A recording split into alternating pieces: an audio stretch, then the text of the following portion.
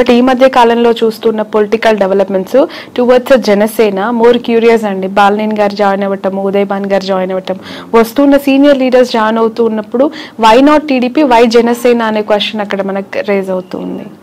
అంటే అక్కడ ఉన్నటువంటి సమీకరణాలు బట్టి ఫ్యూచర్లో ఇదైతే బాగుంటుంది కదా, అక్కడ ఉన్న క్యాస్ట్ ఈక్వేషన్స్ అన్ని పెట్టి జాయిన్ అవుతారండి. ఇంతకుముందు బాలినేని గారు కూడా ఇప్పుడు అంతకుముందు టీడీపీ నుంచి ఆఫర్ వచ్చింది, లేదా జనసేన నుంచి ఆఫర్ వచ్చి ఉండొచ్చు, లేదా ఇప్పుడు అయిపోయిన తర్వాత ఇప్పుడు ఆల్రెడీ టీడీపీ నుంచి వాళ్ళు క్యాండిడేట్ ఉన్నారు కదా, గెలుచున్నారు కదా, మనం నెక్స్ట్ జనసేనకి అయితే బాగుంటుందని లోకల్ సమీకరణాలు పట్టుకొని ఆ డిసిషన్ తీసుకుంటా ఉంటారు ఎనీ ఎమ్మెల్యే. బట్ ఈ జాయినింగ్స్ అనేవి ఈ టూ పార్టీస్ మధ్య ఏమి క్లాషెస్ కి దారి తీయదా మోర్ అంటే? ఎందుకంటే ఆల్రెడీ ఒక పెద్ద పార్టీ ఇద్దరికి ఒక అండర్స్టాండింగ్ ఏంటంటే అండి, ఇప్పుడు మీకు ఇందాక వైఫ్ అండ్ హస్బెండ్ ఎగ్జాంపుల్ ఏంటంటే, మీకు ఒక పిల్లలు వైఫ్ అండ్ హస్బెండ్ అందుకే మీకు కామన్ గోల్ ఎక్కువ ఉంటుంది. At the same time me individual మీకు కొన్ని లక్ష్యాలు ఉంటాయి, మీకు ఆయనకు ఎక్కువ లక్ష్యాలు ఉన్నట్టు. ఇక్కడ ఏమవుతుందంటే ఆబ్వియస్లీ రేపు పొద్దున్న నా పార్టీ బలోపేతం చేసుకోవాలని ఇరు పార్టీలకి ఉంటుంది, ఇరు పార్టీ లీడర్లకి ఉంటుంది. సో ప్యారల్ గా ఒకటి మీకు తెలిసినా ఒకటి తెలియకపోయినా రెండు పార్టీలు తన పార్టీ బలోపేతం చేసుకోవాలని వర్క్ చేసుకుంటూ ఉంటాయి. దాంట్లో ఎటువంటి సందేహం లేదు. ఎన్నికలకి ముందు వైఎస్ఆర్సీపీ నుంచి చాలా మంచి లీడర్స్, సీనియర్ ఫైనాన్షియల్ స్ట్రెంగ్త్ ఉన్న లీడర్స్ ని వైసీపీ పోగొట్టుకుంది. అది ఎంతవరకు కారణం అనేది ఇప్పటికి కూడా వాళ్ళు తెలుసుకున్నారో లేదో తెలియదు, కానీ బాలినేని లాంటి సీనియర్ లీడర్స్ ఇప్పటికీ కూడా వెళ్ళిపోతూ ఉన్నారు. వాట్ ఈస్ వైసీపీ ఫ్యూచర్ అండి? వైఎస్ఆర్సీపీ భవితవ్యం అంటే ఇంతమంది 11 వచ్చినప్పటికీ కూడా కొంతమంది ఓడిపోయినా సీనియర్స్, ఇప్పుడు బొత్స గారు అవ్వచ్చు, పెద్దిరెడ్డి గారు అవ్వచ్చు, విజయసాయి రెడ్డి, ఇలాంటి పెద్ద సీనియర్ లీడర్స్ ఉన్నారు. సో ఎలా ఉండబోతుందంటారు ఫ్యూచర్, ఆ పార్టీ భవిష్యత్? అంటే ఎనీ పార్టీ అండి, నాట్ ఓన్లీ వైఎస్ఆర్సీపీ, ఎనీ పార్టీలో లీడర్స్ పోతుంటారు. ఇప్పుడు టీడీపీ నుంచి కూడా చాలా మంది వైఎస్ఆర్సీపీకి వెళ్ళినప్పుడు, లేదా ప్రజారాజ్యం నుంచి చాలా మంది మూవేలో ఉంటారు. పార్టీ మీరు స్ట్రక్చర్ అదే కాన్సెప్ట్ నిలబెట్టుకుని అదే ముందుకు వెళ్తూ ఉంటే లీడర్స్ వస్తుంటారు, పోతుంటారు, పార్టీలు ముందుకు వెళ్తూనే ఉంటాయి. బట్ మీరు అదే కాన్సెప్ట్ని, ఆ కాన్ఫిడెన్స్ని పీపుల్లో బిలీవ్ చేసేటట్టు ఉండగలిగితే టైం కొంచెం గడిచిన తర్వాత మీకు మళ్ళీ జనాలు నమ్మేదానికి ఆస్కారం ఉంటుంది. మీరు అసలు బిలీఫ్ సిస్టమే కోల్పోయారు అనుకోండి, లీడర్స్ మొత్తం 175 మంది యాస్టీజ్గా ఉన్నా కానీ ఏం గెలవలేవు. మీ సలహా ఏంటి? ఎవరికండి? 40% ఓట్ బ్యాంక్ వచ్చింది, 11 సీట్లే వచ్చాయి, అయినా ప్రతిపక్షంలో కూర్చున్నారు, ప్రతిపక్ష హోదానే లేదు అని చెప్పి మాట్లాడేవాడు. మీరు ఒక కేకే కన్సల్టెన్సీ నుంచి యాజ్ అ సిఇఓగా జగన్మోహన్ రెడ్డికి కావచ్చు, వైఎస్ఆర్సీపీకి కావచ్చు, వెళ్తాం అనుకునే లీడర్స్ కావచ్చు, వాట్ ఈస్ యువర్ అడ్వైస్? ఒక్కొక్క ఇండివిజువల్ ఎమ్మెల్యేకి ఒక్కొక్క నియోజకవర్గం బట్టి ఆబ్వియస్గా మేము ఇదే టెక్నికల్గా మేము ఇదే వాళ్ళ దగ్గర మనం చార్జ్ చేసి తీసుకొని అక్కడ వర్క్ చేసి సర్వే చేసి ఏది కరెక్ట్ ఉంటుంది, బాగుంటుంది, ఏది గెలిస్తే బాగుంటుంది అని చెప్తుంటాం. బట్ మీరు జనరలైజ్ స్టేట్మెంట్ అడుగుతున్నారు కాబట్టి ఇమీడియట్గా చెప్పలేదు. కొంతమంది ఏంటంటే అండి, నేను మళ్ళీ నెక్స్ట్ టైం గెలవాలి అనేది వస్తుంటారు. ఈ పార్టీ కాబట్టి ఏ పార్టీ అయినా గెలవాలి, నేను గెలిస్తే చాలు, ఏ పార్టీ అయినా పర్లేదు అది చెప్పండి అంటుంటారు. సో ఓవరాల్గా మీకు ఎక్కడైనా సరే ప్రజలు ఏం కోరుకుంటున్నారో ఆ ప్రజల పర్స్పెక్టివ్ మీరు వర్క్ చేస్తున్న రెడీగా ఉందా లేదా, ఫ్యూచర్లో నాకు ఇక్కడ అవకాశం ఉంది అనుకుంటే రైట్. పార్టీ యాంగిల్లో జనరలైజ్ స్టేట్మెంట్ అంటే జగన్ గారు ఏం చేస్తే ప్రతిపక్షంలో ఇంకా బెటర్ గా వాళ్ళు ఫైట్ చేస్తారు ఎవరైనా అంటే, ఇప్పుడు వీళ్ళు సిట్టింగ్ అన్న అపోజిషన్ ఒకటే. దీంట్లో ఏం పెద్ద ప్రిన్సిపల్లో ఏం తేడా లేదు. దీంట్లో మనం చెప్పేది గ్రౌండ్ రియాలిటీలో ఎటువంటి ఇష్యూస్ ఉన్నాయి, ప్రజలకు ఎక్కడెక్కడ మద్దతు కావాలి, ఏ వర్గాలకి నేను నిలబడాలి, అన్ని వర్గాల్లో నేను నాయకుడిగా నేను నిలబడాలి. నేను కాదు, నేను లీడర్స్ కాదు. లీడర్ ఎప్పుడు ఇంకా గొప్ప లీడర్ అవుతా అంటే, మీరు ఎంతో మంది లీడర్స్ని రకరకాల సెక్షన్స్లో తయారు చేసినప్పుడు గొప్ప లీడర్ అవుతారు. అది ఇప్పుడు నేను రిక్రూట్ చేసుకుంటున్నాను, ఇప్పుడు మేము ఇంట్రెస్ట్ చేస్తా ఉన్నాను. ప్రతి ఇంటర్వ్యూలో నేను చూసుకునేది అంశం ఏంటంటే, నాకంటే ఇతనికి లేదా అమ్మాయికి ఎక్కువ టాలెంట్ టెక్నికల్గా ఈ విషయంలో ఉందా, లేదా ఆల్రెడీ ఉన్న వాళ్ళకంటే ఎక్కువ టాలెంట్ ఉందా అని చూసుకుని లీడర్ అవుతాడు.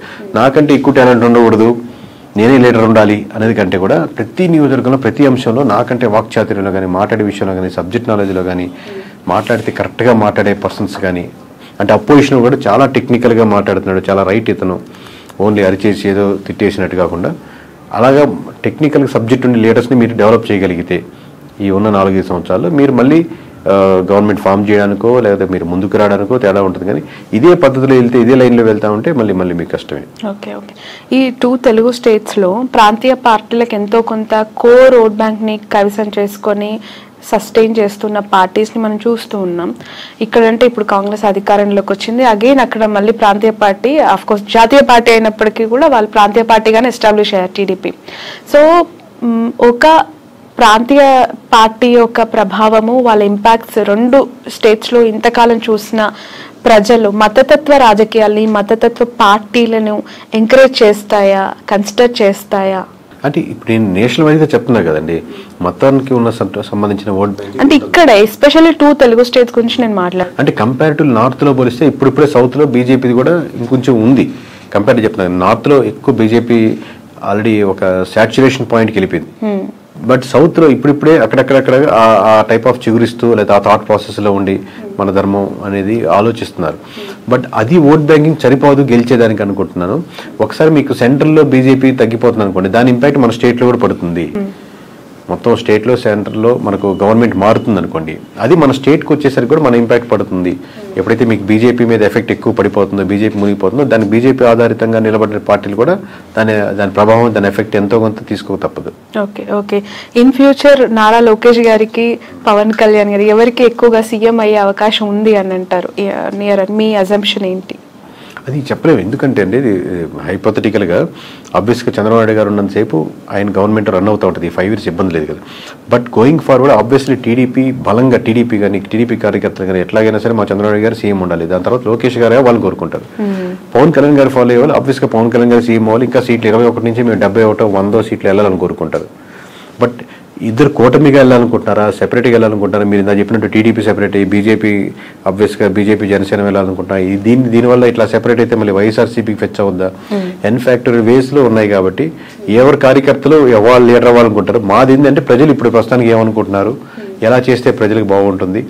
ఇంకా ఆబ్వియస్గా ఏపీ మన సొంత స్టేట్ కాబట్టి ఈ డెవలప్మెంట్లో మనం కూడా ఎంతకైనా భాగస్వామ్యం అయితే ఇది బాగుంటే బాగుంటుంది అని మనకు ఒక స్వార్థం కూడా ఉంటుంది మంది కాబట్టి. ప్రజలు ఏమనుకుంటున్నారు అనేది మీరు చెప్తానంటున్నారు. పిఠాపురం ప్రజలు ప్రస్తుతం ఏమనుకుంటున్నారు? పవన్ కళ్యాణ్ గారు ఎమ్మెల్యే అయ్యారు, డిప్యూటీ సీఎం అయ్యారు, ఒకసారి ఛాన్స్ ఇమ్మన్నారు, గెలిపిమ్మన్నారు, అవకాశం ఇచ్చేశారు, అన్ని ఆయనకు కావాల్సిన 21కి 21 కైవసం చేసేసారు.